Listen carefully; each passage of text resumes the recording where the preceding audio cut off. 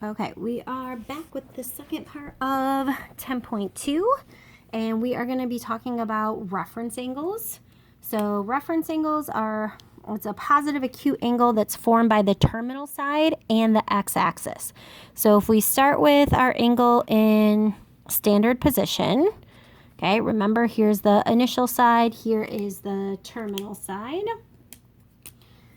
And this is our angle here.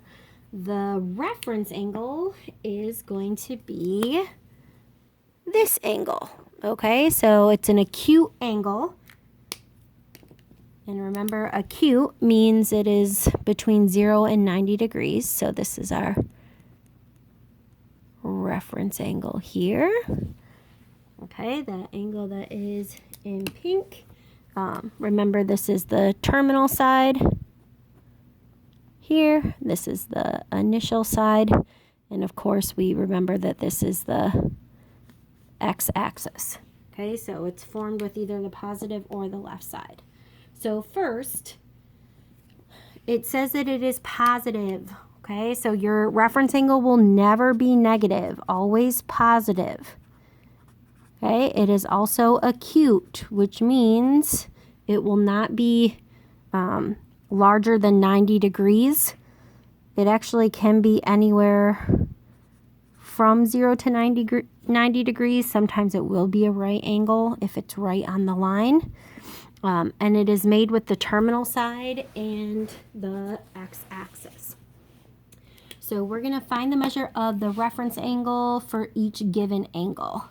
This is going to help us practice drawing our angles as well.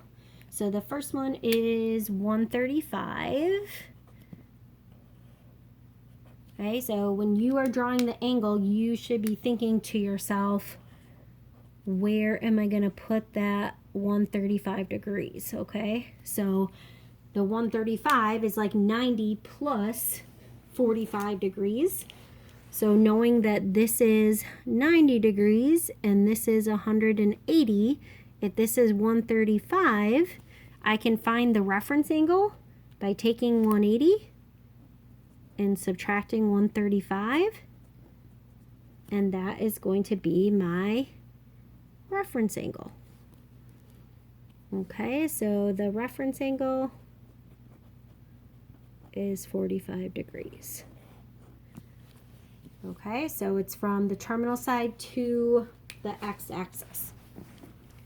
For B, you have negative 105. So as you're thinking about where to put that terminal side, you're thinking, okay, this is negative 90. So this would be 10, 15 degrees past this. Okay, and this is your angle here. This is your theta equals negative 105. Now there's two directions for you to get to the x-axis. You can either go from the terminal side here or from the terminal side to the negative part of the x-axis. This would be an obtuse angle, which is why we know we have to use this one here. So if we know that this angle here is 15, you can think of 90 minus 15, which is 75. So this angle, the reference angle, has to be 75 degrees. Okay, you're just finding the distance to the closest part of your x-axis. Okay, for C we have 325. So I'm going to start at the initial side. 325 is going to be in quadrant 4. Remember that this is 270. This is 360. So if you start thinking, oh, 360, the difference between 360 and 325 is 35 degrees. So when I'm drawing this, I'm estimating this is going to be a 35 degree angle in here. Here's 45, so I'll do a little bit less. Okay, if you're thinking of it that way, then you've already identified your reference angle as the 35 degrees. Okay, because that's from your terminal side to the x-axis.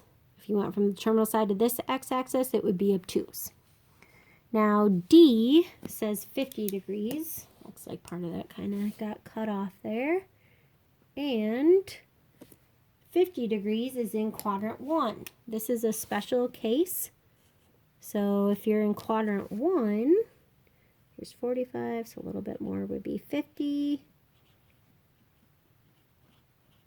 Okay, if I went from this terminal side to the x-axis, that's an obtuse angle. So this here is going to be the reference angle, and that will happen every time that you're in quadrant 1. Okay, the reference angle is going to be acute, and it will be your 50 degrees.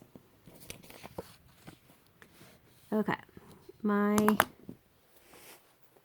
phone is running out of space, so I'm gonna have to upload these 2 videos and then delete them and then do the rest.